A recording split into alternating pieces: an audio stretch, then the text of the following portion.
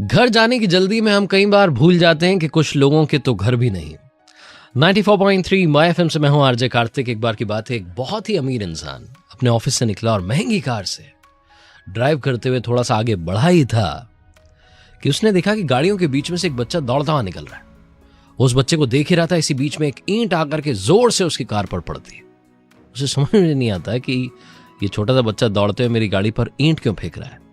वो आगे से घुमा करके वापस लेके आता है गाड़ी और उतर करके तुरंत भागता है उस बच्चे को ढूंढने के लिए। कारों के बीच में बच्चा छुपा होता है, उससे कहता है ये क्या तरीका है, ये क्या बदतमीजी, आप मेरी कार पर ईंट फेंक रहे हैं। वो बच्चा बहुत विनम्रता से कहता है, सर मुझे मालूम है आपको बहुत गुस्सा आ रहा है, आप मुझे पीटना चाहते हो, मारना चाहते हो, लेकिन क्या करूं, मेरी कोई आवाज़ ही नहीं सुन रहा है तो मुझे ईंट फेंक के मारनी पड़ी। मैं इतनी देर से हेल्प हेल्प चिल्ला रहा हूं लेकिन मेरी कोई बात ही नहीं सुन रहा है। बहुत देर से मैं मदद मांग रहा हूं, कोई मेरी तरफ ध्यान नहीं दे रहा है। बोले बात क्या हो गई? तो उस छोटे से बच्चे ने कहा कि सर मेरा भाई अब से थोड़ी देर पहले एक बाइक वाला उसे टक्कर मार के चला गया, उसका खून बह रहा है, वो इतना भारी कि मैं उसे उठा करके सड़क तक भी नहीं ला पा रहा हूं। मैंने जैसे तैसे उसे साइड किया है, उसको मैं दिखा नहीं पा रहा हूं, लोगों को बता नहीं पा रहा हूं कि इसकी मदद कीजिए, मेरी मदद कीजिए। कोई मेरी बात नहीं सुन रहा, इसीलिए मुझे ईंट फेंक करके आपकी कार पर मारनी पड़ी। ये जो बंदा था, अमीर इंसान, ऑफिस से निकला था, घर जाने के लिए लेट हो रहा था। ये उसके साथ गया, उसके भाई को देखा तो वाकई में बहुत भारी भरकम सा बच्चा, उसको ये उठा करके लाया।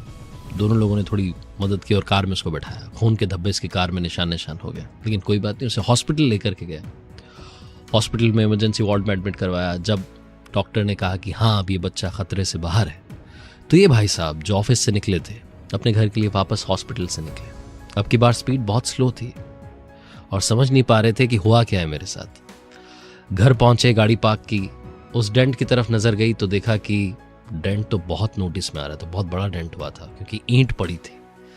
लेकिन इन्होंने सोचा कि अब इसको रिपेयर नहीं कराऊंगा, क्योंकि ये डेंट मुझे बार बार जिंदगी में बताता रहेगा कि इतने भी कठोर मत हो जाओ कि जिंदगी को ईंट फेंक के याद दिलाना पड़े कि कोई आपकी मदद के लिए इंतजार कर रहा है।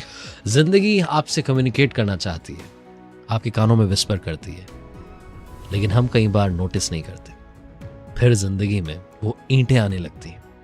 इसीलिए कार्तिक आपसे कहता है, आपको भी नहीं मालूम कब भगवान आपको किसी का भगवान बनाकर कहीं पहुंचा दे। एक दूसरे की मदद करते चलिए, जिंदगी में आगे बढ़ते चलिए, और हाँ, कर दिखाओ कुछ ऐसा कि दुनिया करना चाहे आपके जैसा।